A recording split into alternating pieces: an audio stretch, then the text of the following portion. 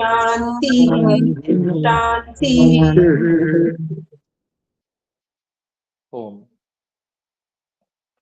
वैशेषिक दर्शन के प्रथम अध्याय प्रथम आहनिक के 20 सूत्रों को हम पढ़ चुके हैं और यहाँ तक यदि कोई बात हम में से पूछना चाहें तो हस्तोत्थापन द्वारा सूचित करें।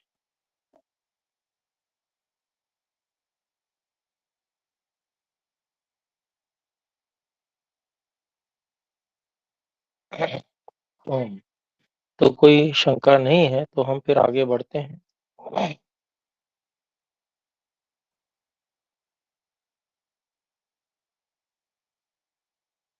संयोग विभाग वेगानाम कर्म समानम। संयोग विभाग और वेग इन तीनों का कर्म समान रूप से कारण होता है, असमवायी कारण होता है। केवल इन तीन का ही यह असमवायी कारण होता है। 21वां सूत्र इसके बाद में भूमिका पुनश्च और भी बताते हैं।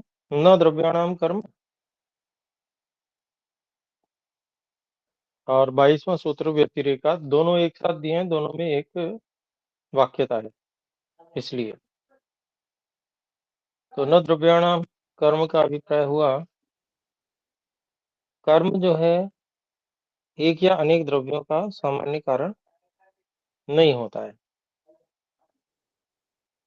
अर्थात कर्म एक या अनेक द्रव्य पैदा नहीं करता है। सीधा कारण नहीं है, मतलब परंपरा से कारण है। जैसे दादाजी हमारे होने में कारण है, दादी हमारे होने में कारण है, पर सीधा कारण नहीं है। सीधा कारण माता पिता है।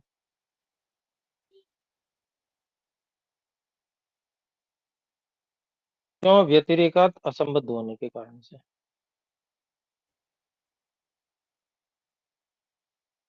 सीधा संबंध नहीं है, असंबद्ध है, मतलब बीच में कोई और कड़ी है, तो सीधा संबंध नहीं है, उसी को असंबद्धता कहेंगे, व्यतिरेक कहेंगे। बीच में चेन टूट रही है, सीधा संबंध न होने वाली चेन टूट रही है। बीच में कोई और कड़ी भी आ रही है, ये मतलब है। तो आइए भाष्य देखते हैं। अनयोः सूत्रयोः एक वाक्यता अस्ति। इन दोनों सूत्रों में एक वाक्यता है। यद्वा सूत्रम एकम स्यात् चंद्रकांत भाष्यानुसारी। या चंद्रकांत भाष्य के अनुसार ये सूत्र एक ही हो, ये भी हो सकता है। तो अभी यहाँ पर हम इन दोनों सूत्रों को अलग अलग भी मानकर और साथ में ही ले रहे हैं। तो देखते हैं। द्रव्याणाम कर्म न। द्रव्याणाम कर्म कारणम असमवायी व निमित्तम व साक्षात न भवति। द्रव्यों का जो कर्म है, न तो वो असमवायी कारण होता है, न निमित्त कारण होता है, और न ही वो साक्षात कोई कारण होता है। साक्षात आपकी पुस्तक में नहीं होगा, जोड़ लेंगे, भाष्य में नहीं है। लेकिन बात एक ही है, केवल दो कारण नहीं बल्कि कोई भी कारण नहीं बनता है सीधा सीधा, ये कहना चाहते हैं। फिर कहते हैं संयोग विभाग वेगानाम गुणानाम तो कर्म कारणम भवति। संयोग विभाग वेग ये तीन गुण है, इनका तो कर्म कारण होता है। यद्यपि तंतुषु कर्मणा पटद्रव्यस्य उत्पत्ति भवति। हालांकि जो धागे हैं उनमें जो कर्म होता है, कर्म होने से संयोग होता है, उसी से द्रव्य की उत्पत्ति होती है। यहाँ संयोग लिखा नहीं है, लेकिन बात तो वही है। तंतुओं में कर्म होने से द्रव्य की उत्पत्ति होती है, परंतु तंतुषु वर्तमानम तत्कर्म पट द्रव्यस्य साक्षात कारण दर्शन शास्त्रे न स्वीक्रियते। लेकिन जो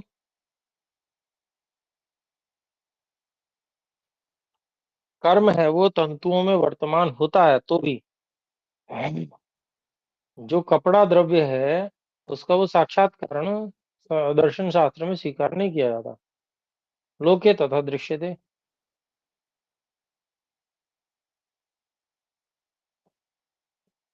संसार में मोटे तौर पे ऐसा दिखता है कि कर्म कारण है।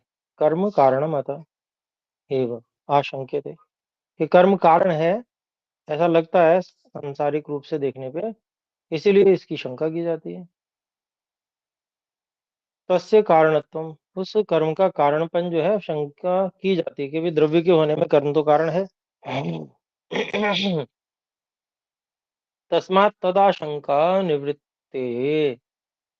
इसलिए उस आशंका की निवृत्ति के लिए अत्र उच्यते, यहाँ बताया जाता है कर्म न द्रव्याणाम कारण, कर्म जो है द्रव्यों का कारण नहीं है। कुतः, कैसे? व्यतिरेकात्, अन्वयात् व्यतिरिक्तत्वात् कर्मणः, नहीं अन्वयात नहीं है, अनन्वयात, अनन्वयात, अन्वय न होने से, अन्वय अर्थात संबंध न होने से, उसी को कह रहे हैं व्यतिरिक्तत्वात् कर्मणः, कर्म के व्यतिरिक्त होने से, व्यतिरिक्त मतलब दूर से संबंधित होने से, व्यवधान होने से, कर्म के और द्रव्य के बीच में व्यतिरिक्तम ही कर्म पटात, कर्म जो है पट से व्यतिरिक्त है, अलग है। कर्मणा तंतुषु संयोग हो जाए थे, कर्म से तंतुओं में संयोग होता है, संयोगाद अनंतरम पठद्रव्यम, तो कर्म से जो संयोग गुण उत्पन्न होता है और संयोग के बाद में कपड़ा उत्पन्न हो जाता है। तो संयोग से कारणम कर्म, संयोग का कारण है कर्म, संयोगम प्रति कर्मण कारणत्वम चरितार्थम, और संयोग के प्रति कर्म का जो कारणपन है वो सिद्ध किया गया, पहले कहा भी है, संयोग विभाग विभाग वेगा नाम है ना जी। पुनः संयोगम व्यतिरिच्य व्यतिक्रम्य व्यवधाय, एक ही बात है, तीनों शब्द। कर्मण कारणत्वम पटम प्रति न यौक्तिकम, तो इसीलिए कहते हैं कि वे संयोग का उल्लंघन करके, व्यतिरिच्य व्यतिक्रम्य, उसके क्रम को तोड़कर, व्यवधाय, उसके व्यवधान के बाद भी, कर्मण कारणत्वम पटम, कर्म का कारणपन पट के प्रति, पटम प्रति न यौक्तिकम, उचित नहीं है, युक्ति युक्त नहीं है। भवतु पटस्य कारणम कर्म, कपड़े का कारण कर्म हो परंपराया, परंपरा से, न तो साक्षात, साक्षात नहीं है। इति सूत्रकार से लक्ष्यम, यही कहना सूत्रकार का लक्ष्य है। उक्तम ही स्वयं सूत्रकारेण दशम अध्याय, 10वें अध्याय में स्वयं सूत्रकार ने कहा भी है, कर्मणो असमवायी कारणत्वम परंपराया, कर्म का जो असमवायी कारणत्व है वो परंपरा से है। कारणे समवायात कर्माणि,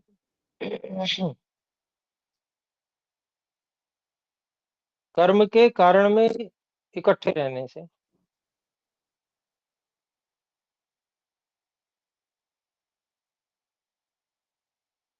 जो नहीं, कारण में इकट्ठे रहने से जो कर्म है,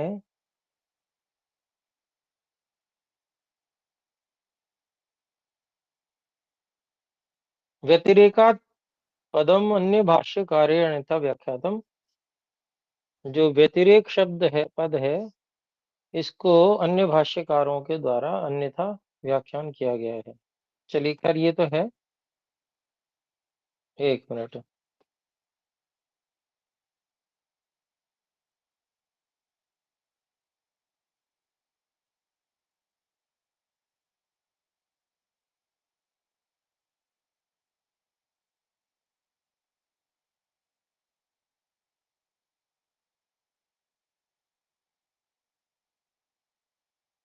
तो करणे समवायात कर्माणि, नहीं, कारणे समवायात कर्माणि जो ये कहा जा रहा है, इसका अभिप्राय हुआ कारण तंतु में संबद्ध होने से कर्म संयोगादि गुणों के असमवायी कारण होते हैं।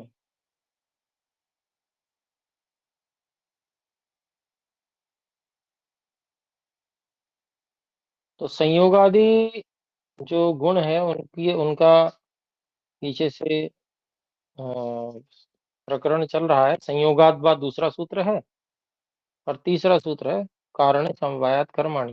तो संयोग की बात चल रही है। तो कारणे समवायात, कारण में समवायी संबद्ध होने से संयोग, संयोग के लिए कहा जा रहा है यहाँ पर, ठीक है जी। कारण समवाय, तो संयोग जो है वो कारण में समवेत होने के कारण से कर्म संयोग का, कर्म जो है वो संयोग के असमवायी कारण होते हैं।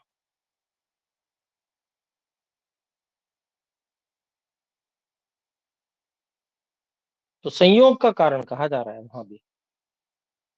तो आगे देखते हैं, तत्र व्यतिरेक शब्दस्य निवर्तनम अभावश्च अर्थो विहितः। तो इस विषय में व्यतिरेक शब्द का निवर्तन अर्थात अभाव, ये अर्थ किया गया है।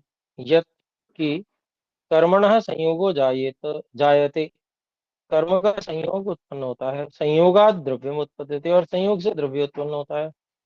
निवृत्ते कर्मणि यद्वा द्रव्यस्य उत्पत्ति समय कर्मणो अभावः, कर्म निवृत्त हो जाने पर, या ऐसा कह लें कि द्रव्य की उत्पत्ति के समय कर्म का अभाव होने पर अभाव होता है। तस्मात, इसलिए, न कर्म कारणम इति, इसलिए कर्म कारण नहीं है, इति व्याख्यातम, ऐसा व्याख्यान किया गया। कर्मणो निवर्तमानम अभावः वा, कर्मणो निवर्तमानम अभावो वा केवलम उत्पन्ने द्रव्ये ही न, किंतु संयोगे जाते अपि तु कर्मणो निवर्तनम अभावश्च भवति। तो कहते हैं भाई, कर्म का जो निवर्तन या अभाव है वो केवल उत्पन्न द्रव्य में ही थोड़ा ही है, बल्कि संयोग के उत्पन्न होते ही, होने से पहले ही कर्म वो समाप्त हो जाता है। संयोग उत्पन्न होता है तभी उसी क्षण में कर्म समाप्त हो जाता है। अभावश्च भवति, अभाव भी हो जाता है। तस्मात् व्यतिरेक शब्दस्य अत्र अर्थः निवर्तनम अभावश्च न इष्यते। तो यहाँ कहते हैं कि भाई, जो व्यतिरेक शब्द का जो अर्थ है वो निवर्तन या अभाव यहाँ पर इच्छित नहीं है, जैसा कि अन्य व्याख्याकारों ने कर दिया है।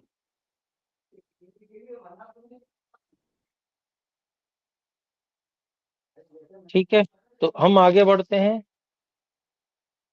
आगे है, कारण साधर्म्यम उक्त्वा कार्य साधर्म्यम आह, साधर्म्यम आह। तो कारण साधर्म्य को कहकर कार्य साधर्म्य की बात करते हैं।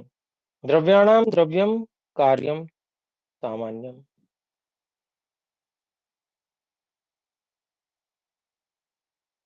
यह 23वां सूत्र है। तो द्रव्यों, अनेक द्रव्यों का सामान्य कार्य एक द्रव्य होता है, अर्थात समान रूप से अनेक द्रव्य मिलकर एक द्रव्य को उत्पन्न करते हैं।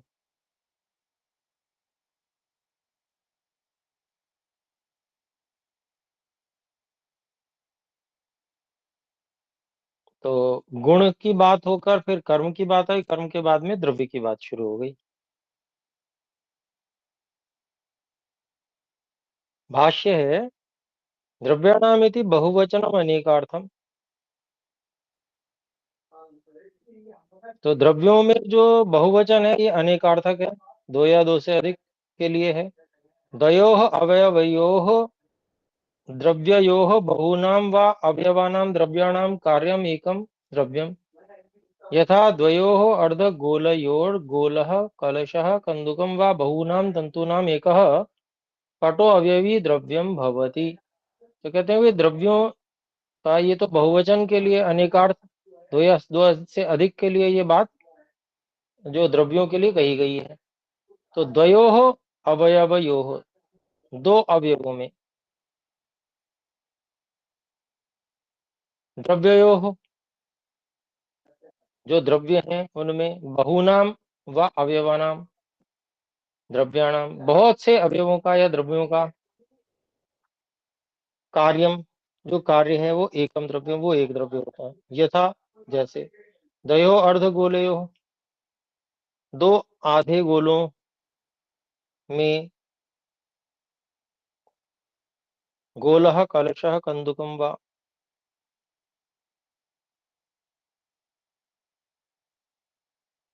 बहुनम तंतुनम ऐसे ही उदाहरण दिया। तो दो अर्ध गोल हैं, उन दोनों में जो गोल है या कलश है या गेंद है। ऐसे ही बहुनाम तंतु नाम एक बहुत सारे धागों का जो एक पट अवयवी द्रव्यम एक पट अर्थात कपड़ा ये अवयवी द्रव्य होता है। तत् सामान्यम एक द्रव्योत्पादकत्वम द्रव्याणाम साधर्म्यम अस्ति। तो वह तत्सामान्यम तत्सामान्यम सामान्यम एक द्रव्योत्पादकत्वम द्रव्याणाम एक द्रव्य को उत्पन्न करनापन ये द्रव्यों का साधर्म्य है। तो ये बहुत ही सामान्य अर्थ लिए हुए सूत्र है। आगे देखते हैं। गुणानाम गुणः कार्यम सामान्यम तो अग्रे वक्ष्यते। गुणों का जो गुण कार्य सामान्य है वो आगे कहा जाएगा। विस्तरेण विस्तार से संक्षिप्त विषयत्वात् कर्मणाम कर्म सामान्य विषय पूर्व उच्यते। तो गुणों का जो गुण कार्य सामान्य है वो आगे कहा जाएगा विस्तार से। संक्षिप्त विषय होने से कर्मों का जो कर्म सामान्य विषय है उसको पहले ले लिया जाता है। तो गुण वैधर्म्यान न कर्मणाम कर्म, ये हमारा 24वां सूत्र हो गया। तो 24वें सूत्र का जो अभिप्राय है वह है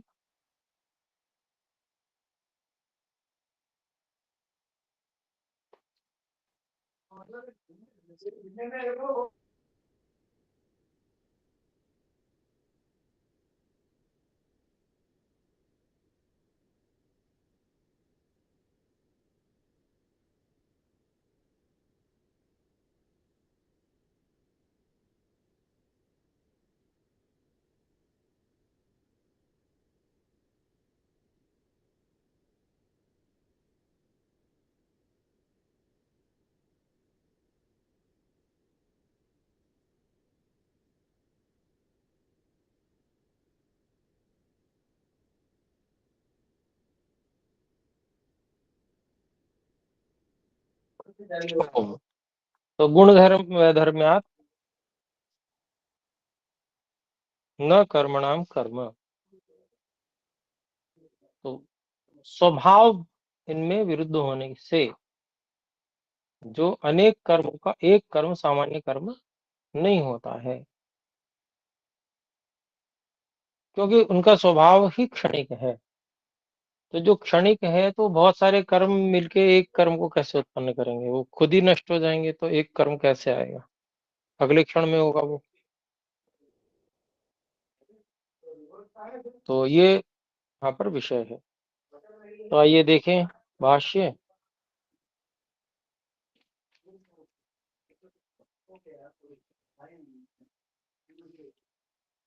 तो कर्मणाम कर्म न कर्मणाम कर्म सामान्यम कार्यम न भवति। कर्मों का जो कर्म है वो सामान्य कार्य नहीं होता है। गुण वैधर्म्यात् गुण शब्दो अत्र स्वभाववाची स्वभाव वैधर्म्यात् गुण शब्द यहाँ पर स्वभाववाची है, स्वभाव वैधर्म्यात् ऐसा कहेंगे। गुण वैधर्म्यात् का मतलब तो कर्मों का जो स्वभाव है उसमें वैधर्म्य होने से विरोध होने से स्वभाव ही क्षणिक है, तो वो क्षणिक जो भी होगी वो अलग ही हुआ, सब बिल्कुल हर चीज अलग रहेगी कर्म। तो कहते हैं अस्थिरत्वम क्षणिकत्वम व कर्मणाम स्वभाव। अस्थिरता अर्थात क्षणिकता ही कर्मों का स्वभाव है। कर्म फिर आगे कहते हैं अस्थिराणाम क्षणिकानाम न मिश्री भावा। जो अस्थिर हैं, जो क्षणिक वस्तु हैं, उनका मिश्रण तो हो ही नहीं सकता है। कार्यात्मना संभवती, उनका मिश्री भाव कार्य के स्वरूप से नहीं संभव हो सकता है। इति स्वभाव वैधर्म, यही उनके स्वभाव में विरोध है। द्रव्याणाम गुणानाम मिश्री भावस्तु भवति, द्रव्यों का गुणों का तो मिश्री भाव होता है। कार्यात्मना तेषाम स्थिरत्वात्, वो कार्यात्मक रूप से वो उनका जो द्रव्यों का और गुणों का मिश्री भाव होता है, क्योंकि तेषाम स्थिरत्वात्, क्योंकि वो स्थिर है, वो क्षणिक नहीं है गुण और कर्म। उसी को खोलते हैं स्थिर धर्मवत्वात्, स्थिर धर्म वाला होने से, स्थिर स्वभाववत्वात्, स्थिर स्वभाव वाला होने से। पूर्वम तो कर्म कर्म साध्यम न विद्यते, पहले तो कर्म कर्म साध्य, कर्म से सिद्ध होने वाला, कर्म से उत्पन्न होने वाला न विद्यते, नहीं होता है। इति कारण सामान्येन उक्तम, ऐसा कारण सामान्य के रूप से कहा गया। अत्र खलु कार्य सामान्येन उच्यते, यहाँ कार्य सामान्य के रूप से कहा जाता है। यद अनेकेषां कर्मणाम एकम कार्य सामान्यमपि न भवति, कि अनेक कर्मों का एक कार्य सामान्य भी नहीं होता है।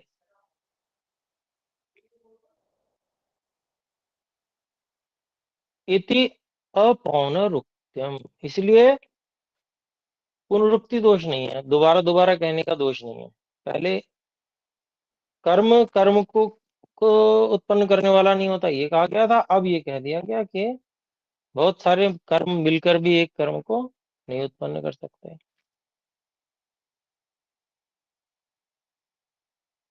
तो ये हमारी बात आ गई। फिर कहते हैं कर्म सामान्य प्रकरण द्रव्याणाम सामान्यम कार्यम प्रकृतम, कार्य सामान्य प्रकरण में द्रव्यों का सामान्य कार्य प्रकरणस्थ है। तत्रैव इदम उच्यते, तत्रैवेदम उच्यते, तो वही तत्र एव इदम उच्यते, वहीं पर ही यह कहा जाता है।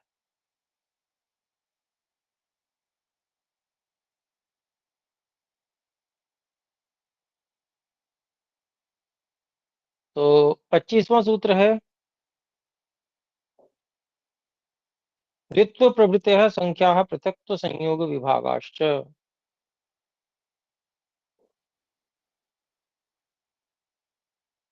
तो द्वित्व से लेकर असंख्य तक संख्या गुण है,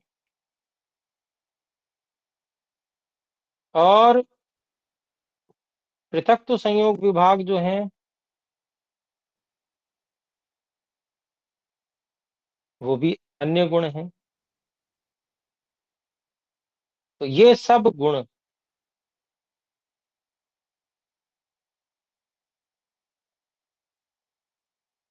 अनेक द्रव्यों के सामान्य कार्य हैं।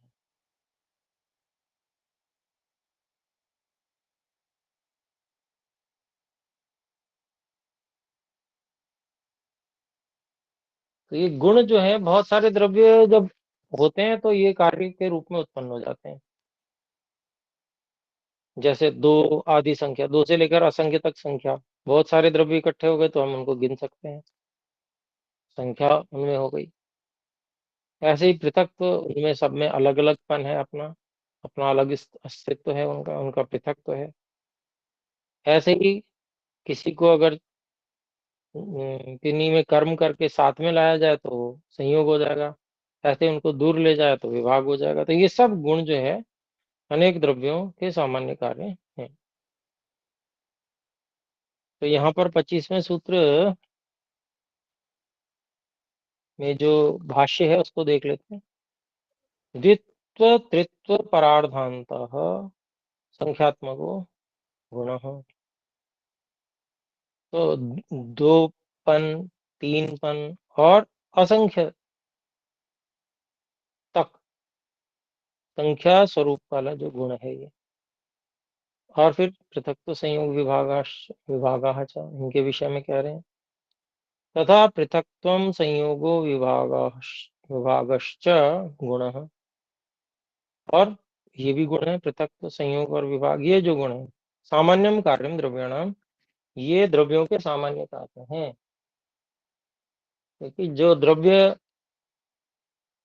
है उनको जो अगर एकत्रित किया तो फिर ये संख्या भी उसमें होगी, जैसे कि हमने बात की। फिर आगे देखते हैं 26वें सूत्र की भूमिका है। किम द्वित्वादिवत कर्मापि द्रव्याणाम सामान्यम कार्यम भवति, क्या द्वित्व आदि के समान कर्म भी द्रव्यों का सामान्य कार्य होता है? न वा, या नहीं होता है, इति अत्र उच्यते, उसके बारे में बता रहे हैं 26वें सूत्र में। असमवायात सामान्य कार्यम कर्म न विद्यते,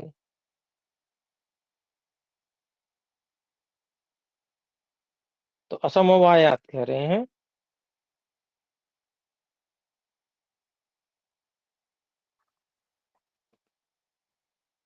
संबंध नहीं होने से, संबंध नहीं हो सकता क्षणिक होने से, इसलिए अनेक द्रव्यों का सामान्य कार्य एक कर्म नहीं हो सकता है।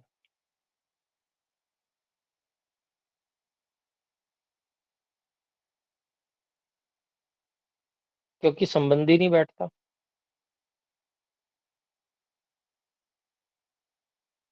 भाष्य देखते हैं 26वें सूत्र का।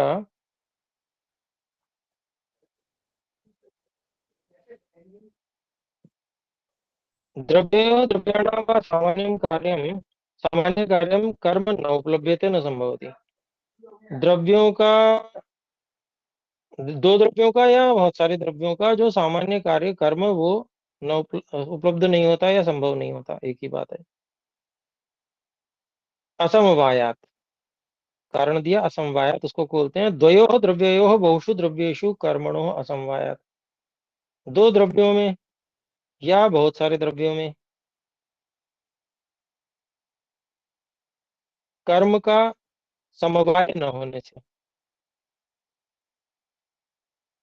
एक कर्म बहुत सारे द्रव्यों में समवाय नहीं रह सकता। भाई अनेक द्रव्यों में अनेक कर्म तो रह सकते हैं, पर अनेक द्रव्यों में एक कर्म नहीं रह सकता।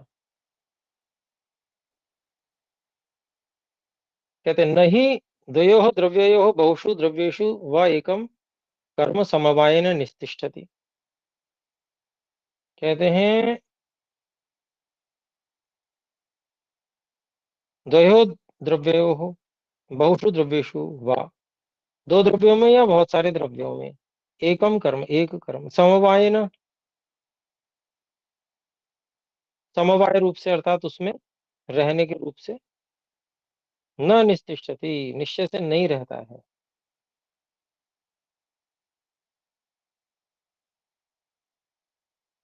दो में या बहुत द्रव्यों में एक कर्म नहीं रहता है। अनेक तो रह सकते हैं, एक नहीं रहता है, ये कहना चाहते हैं। एकस्य कर्मणः खलु एकमेव द्रव्यम समवायी कारणम भवति। एक द्रव्य का एक ही एक कर्म का एक ही द्रव्य समवायी कारण होता है। तो तम ही कर्म लक्षण है एक द्रव्यम, कर्म के लक्षण में कहा गया एक द्रव्य में रहता है, जो एक द्रव्य के आश्रित रहता है। एक द्रव्य आश्रयी कर्म, एक द्रव्य का आश्रय लेने वाला है कर्म। तो ये हमारा 26वें सूत्र से भी हमें समझ में आ गया।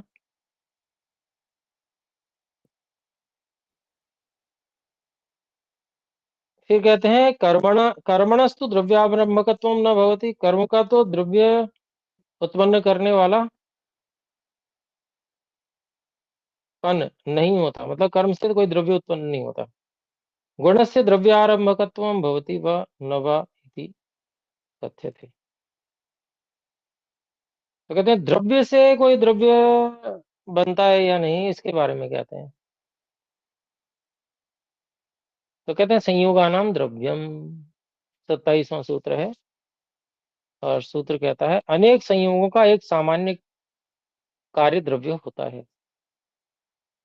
तो संयोग से हो जाता है, संयोग हो जाते हैं बहुत सारे, तो एक सामान्य द्रव्य बन जाता है, और ये होता भी है। आइए भाष्य देखें। बहुनाम संयोगानाम द्रव्यम एकम सामान्य कार्यम भवति, बहुत सारे संयोगों का द्रव्य एक सामान्य कार्य होता है।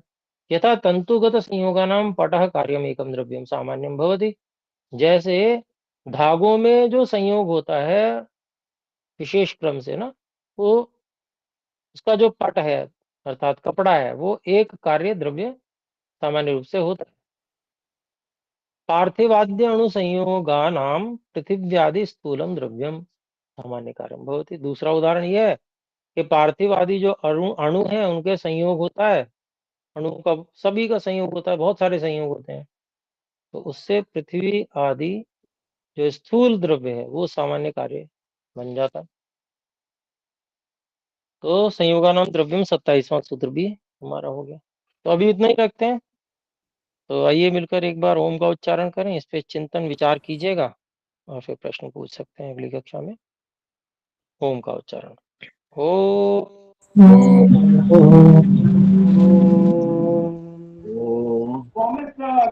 देभ्यो नमः। सभी को सादर नमस्ते जी।